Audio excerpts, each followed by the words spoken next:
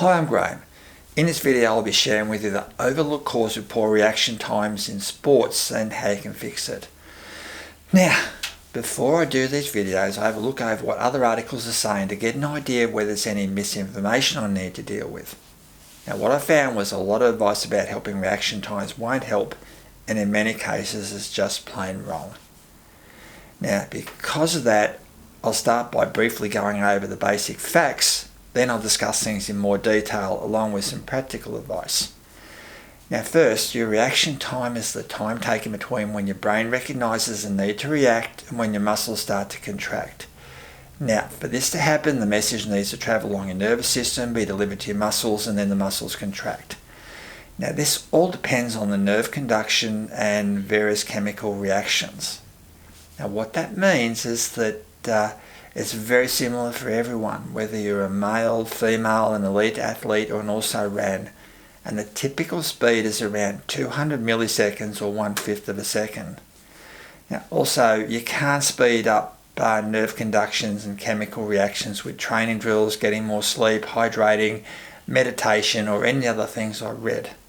But there are things that can slow it down, which we can eliminate, and I'll get to those later. So, if elite athletes have the same reaction time as normal people, why do they react faster? Now the difference is that they're faster at registering the need to react and making a decision. Now, that's something you can certainly improve, so let's look at that a bit further. Now when scientists do reaction time tests, they usually have something simple like having to push a button when a light flashes. Now with this, there's no delay in interpreting the light or deciding what to do. Now in another trial, karate practitioners were required to react to a threat on a video, and what they found was that the advanced practitioners were able to react 100 milliseconds faster. Now I imagine the video had something like a person throwing a punch, and the reason the experienced practitioners were faster is that with their experience they were able to interpret things like visual cues faster. Now in that trial, karate practitioners had to interpret the threat on the video, but they were given a simple response. Now once they knew they needed to react, they didn't have to think about what to do. Now in the real world though, sports participants need to interpret the need to react, then decide what action to take. And again, this is where elite sports people are much better. Now as an example, Larry Bird, pictured here, is recognised as one of the great all-time NBA basketballers. Now he was playing against far more gifted athletes, but is recognised that he was able to better interpret the play and make quicker decisions. Now the other thing we need to consider is concentration and focus. Now if we look back at the trials that test reaction times, people were asked to do things like watch for a light, and as soon as they saw the light, press the button. Now, most people would be able to maintain concentration or focus for long enough to do that, but in sports though, it may be difficult to maintain such levels of concentration or focus for long periods of time. So anything that could help in that regard, such as getting adequate sleep, will obviously benefit. Now, the other things that may help are maintaining higher levels of fitness, so you get less tired, anything that helps maintain focus and motivation, and avoiding substances that are harmful to concentration, such as alcohol, medications and other drugs. Now, I'm not advocating that people take things to help, but one study of electronic gamers found that caffeine improved the time they took to react by 20 milliseconds. Now, understanding that, let's look at some drills that may improve your reactions. Now, when I did my preliminary read, there were a lot of articles giving generic drills that are claimed to help reaction times. Now, as we've seen, your reaction times are governed by nerve conductions and chemical reactions, so that can't happen. Now, what you can do instead is design a drill to improve interpretation and decision making. Now, these, of course, will depend on the sports, but the drills should be designed to mimic the actual play as much as possible.